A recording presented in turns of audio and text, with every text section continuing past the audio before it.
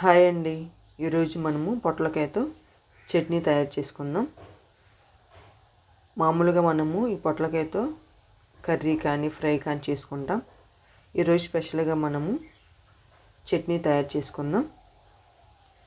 ఈ చట్నీకి కావాల్సిన ఇంగ్రీడియంట్స్, నేను ఒక పొట్లకాయ తీసుకున్నానండి. పీల్ తీసేసి వాష్ చేసుకుని పెట్టుకున్నాను. చిల్లీస్ ఇక్కడ నేను 7 తీసుకున్నానండి.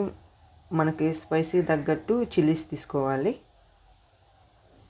టేస్ట్కి సరిపడా సాల్ట్, నిమ్మకాయ సైజు అంత చింతపండు తీసుకోవాలండి. ఇక్కడ మనం టమాటాలు వాడలేదు కాబట్టి చింతపండునే వాడాలి. ఆయిల్, పోపు తయారు చేసుకోవటానికి జీలకర్ర, పచ్చిపప్పు, మినపప్పు తీసుకున్నానండి. పెరుగు ఆప్షనల్ అండి. పెరుగు యాడ్ చేసుకుంటే టేస్ట్ బాగుంటుంది. ఈసారి కొత్తగా ట్రై చేయండి. ఇప్పుడు మనము ఈ చట్నీ తయారీ విధానం చూద్దాం. పొట్లకాయని నీట్గా సన్నగా కట్ చేసుకుందామండి. ఈ విధంగా కట్ చేసుకున్న పొట్లకాయని ఆయిల్లో వేయించుకుందాం. ఈ విధంగా ఒక ప్యాన్ తీసుకొని ఆయిల్ కొంచెం యాడ్ చేసుకొని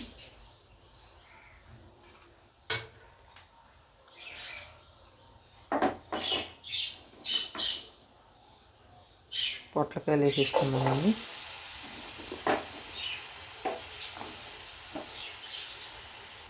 ఈ విధంగా కదుపుతూ వేయించుకున్నామండి.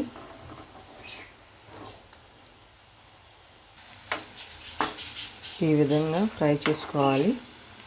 మంట సిమ్లోనే పెట్టి ఫ్రై చేసుకోవాలండి, లేదంటే మాడిపోతాయి. మాడిపోకుండా ఈ విధంగా ఫ్రై చేసుకున్న ఈ పొట్లకాయ ముక్కల్ని పక్కన పెట్టేసుకుందాం. ఇప్పుడు ఈ చిల్లీస్ని కూడా వేయించుకుందాం.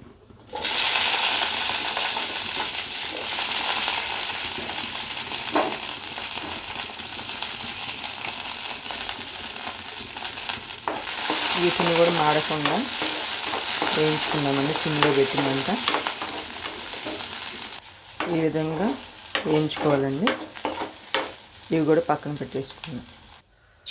ఈ పొట్లకాయ ముక్కలు, ఈ చిల్లీస్ ఇవి చల్లారేదాకా పక్కన పెట్టేసుకుందామండి. ఇప్పుడు మనం చట్నీలోకి పోపు తయారు చేసుకుందాం.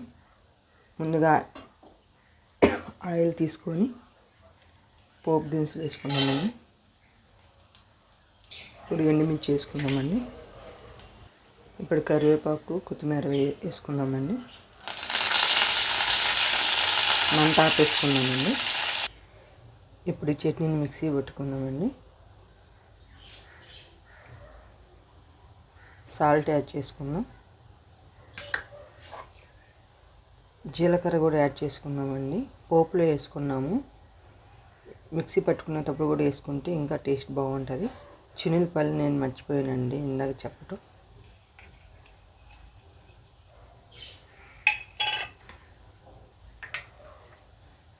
చింతపండు కూడా యాడ్ చేసుకుందామండి.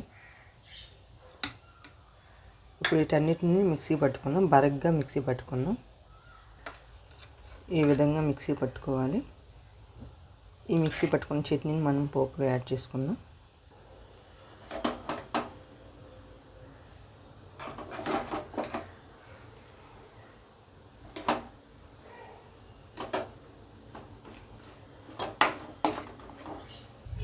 ఈ చట్నీలోకి పెరుగు ఎట్లా యాడ్ చేసుకోవాలో చూపిస్తున్నానండి.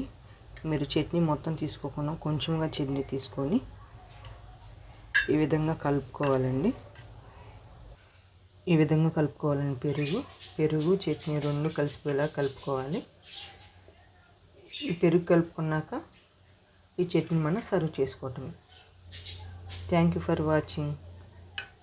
ఈ వీడియో కానీ నచ్చితే లైక్, షేర్, సబ్స్క్రైబ్ చేయండి.